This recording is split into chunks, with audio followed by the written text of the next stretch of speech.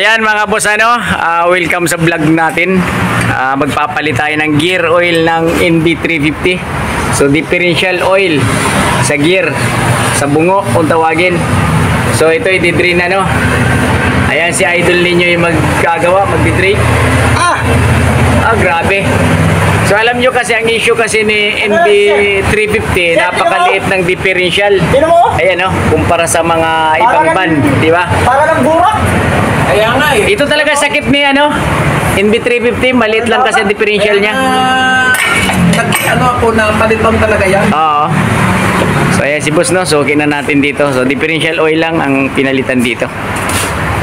So ngayon, siyempre magkukuha tayo idea kung paano pagsalin nito kung anong gagamitin natin pang salin dito sa na to. Grabe rin baba Wow. So ang gagamitin pala natin, differential oil, ayan Axle oil is 2A 140. So yan yung brand niya kasi malapot. Grabe patingin. Hindi ko napapalitan yan nung grabe nung dinala ko dito no? Diba tiso lang ginawa natin? Oo. Grabe na yan Kaya nga patatapon ko yung langis. Oo.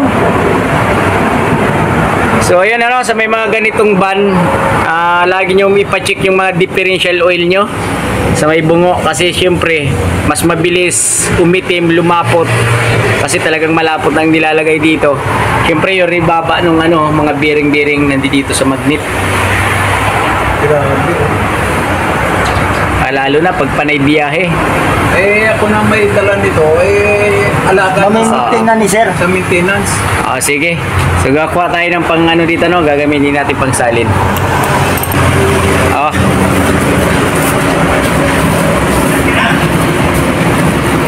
Yan. Ayan ang ating gagamitin mga idol. So ito, bawal to sa masisilan. Matanging professional lang ang nakakagawa nito. Bawal gayahin mga bata Ayan di ba? Inilagay sa plastic. Ang laki pa naman buwanga nito. Tsaka yung pinakagusto dito natin, siyempre yung lagayan malaki. Ops, ayan yung flashing natin pinatulo. Tapos tatakpan natin para yung ribaba lumabas pa. Ganun lang mga technique nun mga idol. Sige, buhos. Bilis Ang laki ng buwanga So ito talagang pang professional moves yan. Ayan May technique pala. may technique yan sir Pag nakita to ng Hapon o kaya Koreano, tatawa yan sa atin. Mga Pilipino Ganyan ka yung Pinoy. Kumbay-bay ng imbudo. Ano man. Sa atin lang yan ice bag, yung plastic ng yelo. Saglit lang ang laki ng buwanga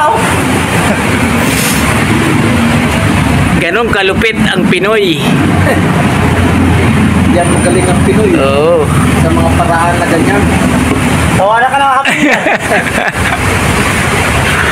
Kanina hindi ginagawa yan hindi. Hindi naman nila alam yan provide sila ng imbudo.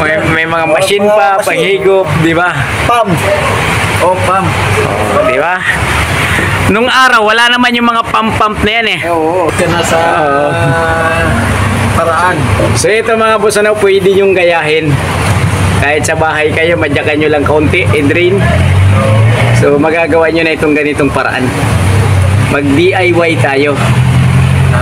Lahat diba? Ngayon nabubuhay sa DIY. Oo. Puno na? Yun. Ito yung level pag lumabas dyan, yan na yan. Puno na yan. Yan, may sobra ka pa sir. Tago mo na lang yan, susunod. Ipit mo na lahat. Ako rito patano. So nakita natin, puno na sa level, tapos Sunod, flashing na dyan. Mga Okay? 3 buwan, ibalik mo rito. June, July, August, September. Mga ganun. Okay. Para yung iba. So okay mga boss ganun lang magpalit, napakabilis. Paki-follow, like, and share ng ating channel, Jess Mechanic NB350. Okay? Thank you for watching.